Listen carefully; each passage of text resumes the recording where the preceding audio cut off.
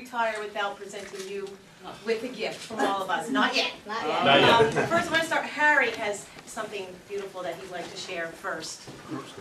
I want to let's see. Yeah, why don't you sit down? Let me have this chair here. No, I don't want to sit. I've lost it.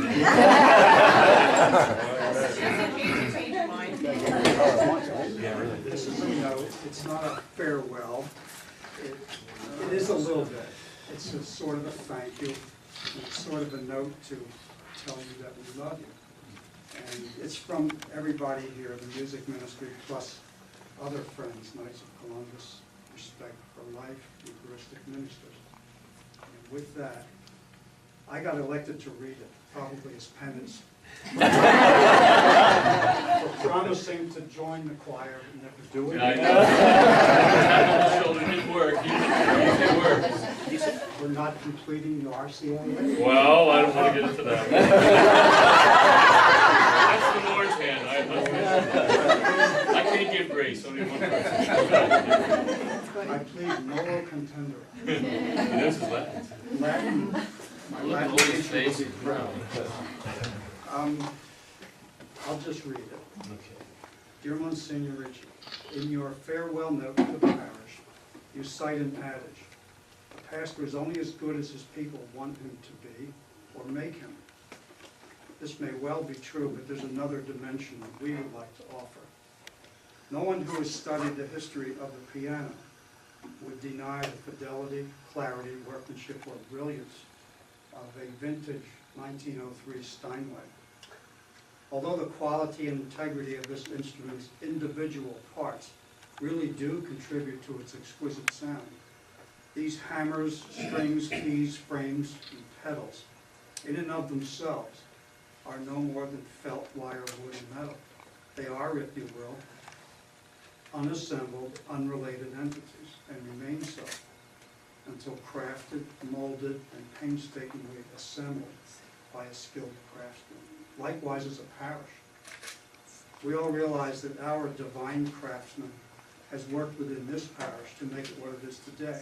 But you, Msgr, his humble apprentice, have provided him a pair of earthly hands, transforming us, like the felt, wire, wood, and metal, into the beautiful instrument we are today.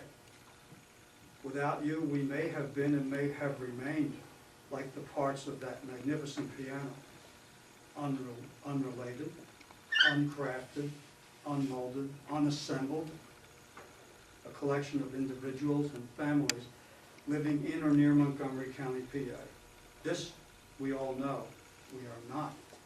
We are one MMR family, one family whose members live near and far, one family of many ethnicities and races, one family of many personalities, perspectives, and persuasions. We are this one single family because of the unique identity you have helped us to define, enjoy, and share. At great personal sacrifice, you have provided us tireless spiritual leadership. You have been a gentle, strong, and loving father. You have, by the nature of your priestly sacrifice and leadership, humbly emulated our Redeemer's profound but mysterious dual role of both lamb and shepherd. With his help you have, with uncommon passion, gathered us, guided us, sacrificed, provided for us, respected us, loved us, and brought us to the Lord.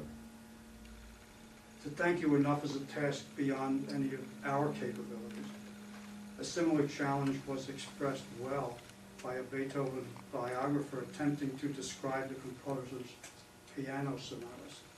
The author writes, "To do them justice without playing them would require many thousands of very eloquent words or silence. That said, you, Msgr, have played the sonatas, and our words are neither silent, nor eloquent, nor in thousands. We cannot possibly express what we, our families, our fellow parishioners really feel. Perhaps these words of the great Johann Sebastian Bach will better serve. The aim and final end of all music shall be none other than the glory of God and the refreshment of the soul. You, Msgr Ricci, are one of those blessed pairs of the master virtuoso's earthly hands. In doing his will, you have both glorified him and refreshed our souls. By his Holy Spirit and your humble, dedicated shepherding, we have, in both the literal and figurative sense, made a joyful noise unto the Lord. And so, our dear Msgr, we, your spiritual children, your flock, would now like to say, may the Lord bless you, and may the Lord keep you only. Il Signore vi benedica et ti protegga sempre. They say Harry wrote that.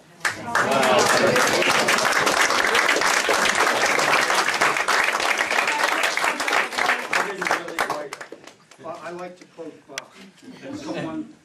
Someone complimented him on his prolificacy, and he said, "I am but a quill in the hands of the master."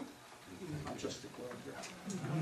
That's very well taken. You know, I've never had any kind of degree in music or anything else, nor in architectural design, nor how to found a parish. You know, you've just been told to go and go and go. I started out in prisons, as you well know, and never thinking that would be my initial assignment, but obedience to, to the church and to your archbishop was so important. All the assignments that I've had in the past, I would have never really delegated those to myself alone, and again, the obedience to the church. And then when the cardinal finally called me down and said, "I'm setting you up as a pioneer to begin a whole new parish, a whole new shepherding of people in this area that was becoming really urgent with people." So again, 23 years ago, and I can't even describe the last 23 years, very intensive, as you well know, and not only in music and not only informing the beautiful music that people have done here, but most especially it's the sense of integrity of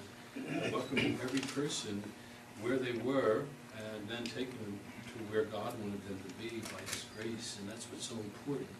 We must always accept people where they are and then allow God's grace to work in patient understanding of their own histories, and how you look at people's faces and you recognize and their hands when you give out communion, the gnarled hands and the arthritic hands, and you become one with the people in Eucharistic participation as a pastor with his people. So all this is hard to really compute in my mind. And